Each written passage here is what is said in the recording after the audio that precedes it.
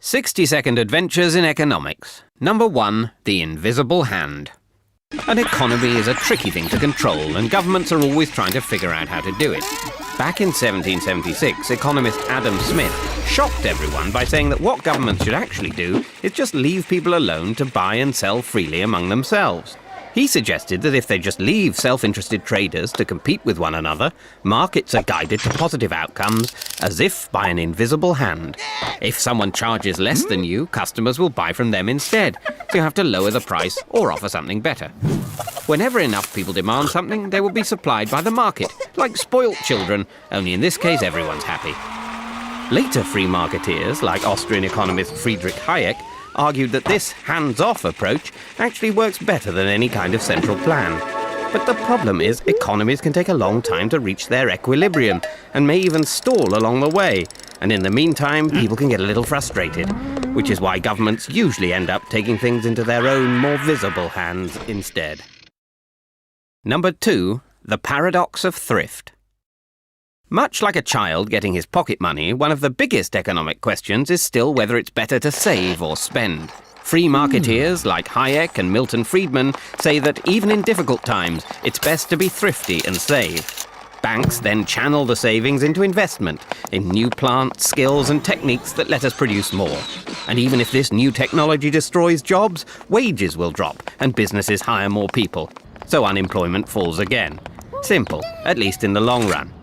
But then a live fast, die young kind of chap called John Maynard Keynes cheerfully pointed out that, in the long run, we're all dead. So to avoid the misery of unemployment, the government should instead spend money to create jobs. Whereas if the government tightens its belt when people and businesses are doing the same, less is spent, so unemployment gets even worse. That is the paradox of thrift. So instead they should spend now and tax later when everyone's happy to pay. Though making people happy to pay tax was something even Keynes didn't solve. Number 3, the Phillips Curve. Bill Phillips was a crocodile hunter and economist from New Zealand who spotted that when employment levels are high, wages rise faster. People have more money to spend, so prices go up and so does inflation. And likewise, when unemployment is high, the lack of money to spend means that inflation goes down. This became known as the Phillips Curve. Governments even set policy by the curve, tolerating the inflation when they spent extra money creating jobs. But they forgot that the workers could also see the effects of the curve. So when unemployment went down, they expected inflation and demanded higher wages, causing unemployment to go back up, while inflation remained high, which is what happened in the 1970s, when both inflation and unemployment rose. Then in the 90s, unemployment dropped while inflation stayed low, which all rather took the bend out of Phillips's curve. But at least part of Phillips's troublesome trade-off lives on. When faster growth and full employment return, you can bet inflation will be along to spoil the party. Number 4, the principle of comparative advantage.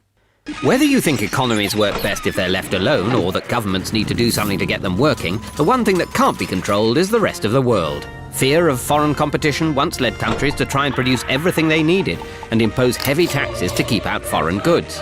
However, economist David Ricardo showed that international trade could actually make everyone better off, bringing in one of the first great economic models. He pointed out that even if a country can produce pretty much everything at the lowest possible cost, with what economists call an absolute advantage, it's still better to focus on the products it can make most efficiently, that sacrifice the least amount of other goods, and let the rest of the world do the same. By specializing, they can then export these surpluses to each other, and both end up better off. This is the principle of comparative advantage, and it has persuaded many countries to sign up to free trade agreements. But unfortunately, it can take a long time for countries to trade their way to prosperity. And because it's now much easier to move to where the money is, it's increasingly not only goods that cross borders, but people, which has somewhat uprooted Ricardo's theory. Number 5, the Impossible Trinity. Most countries trade with one another, which is usually pretty good for all involved. But it does mean it's a bit harder for each to keep control of its own finances. There are 3 things that governments are particularly keen on.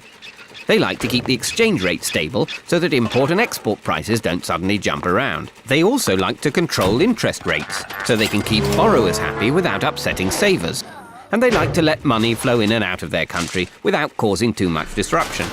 But there's a problem when you try to do all of these at once. Say, for example, the Eurozone tries to lower its interest rate and reduce unemployment. Money flows out to earn higher interest rates elsewhere. Exchange rates drop, which causes inflation, so the euro interest rate is forced back up again. You can either fix your exchange rate and let money flow freely across national borders, but have no control over your interest rates, or control your interest and exchange rates, but then you can't stop the capital flowing in and out. But like an overzealous triathlete, you can't do all three at once. Number 6. Rational choice theory. Of all the things to factor in when running an economy, the most troublesome is people. Now, by and large, humans are a rational lot. When the price of something rises, people will supply more of it and buy less of it. If they expect inflation to go up, people will usually ask for higher wages, though they might not get them. And if they can see interest or exchange rates falling in one country, people with lots of money there will try to move it out faster than you can say double dip. And governments often decide their economic policies assuming such rational actions, which would be great if it weren't for the fact that those pesky humans don't always do what's best for them. Sometimes they mistakenly think they know all the facts, or maybe the facts are just too complicated. And sometimes people just decide to follow the crowd, relying on others to know what they're doing. When too many cheap mortgages were being sold in 2007, a lot of people didn't know what was going on, and a lot of others just followed the crowd. Some lenders may have rationally believed that when the crunch came, the scale of the problem would force governments to rescue them, which was true for the banks, if not for all their customers.